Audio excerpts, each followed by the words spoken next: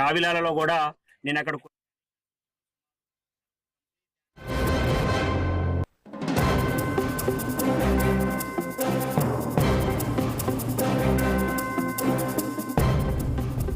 కాళేశ్వరం అవినీతిపై commission PC Ghosh విచారణ కొనసాగుతుంది.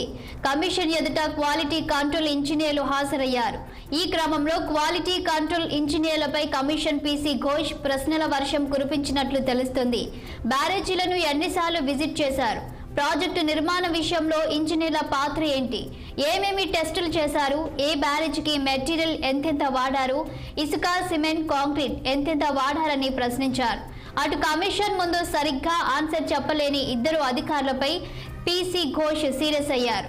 ఇక ఇదే అంశంపై మరింత సమాచారం మా political bureau chief Ram phone line లో అందించడానికి సిద్ధంగా ఉన్నారు.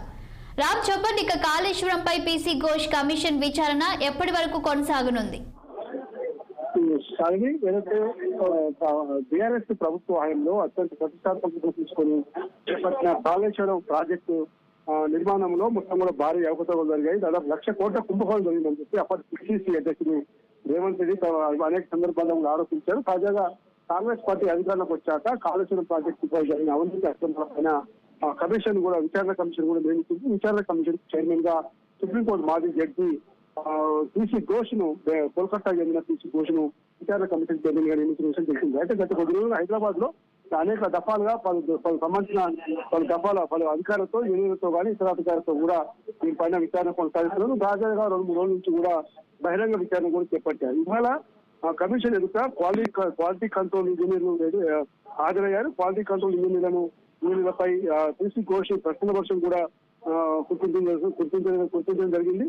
ఈ ప్రశ్నల వర్షానికి కూడా సరిగ్గా సమాధానం చెప్పలేని ఇద్దరు అధికారులపై కూడా పీసీ ఘోష్ సీరియస్ అయినట్టు కూడా తెలుస్తా ఉంది.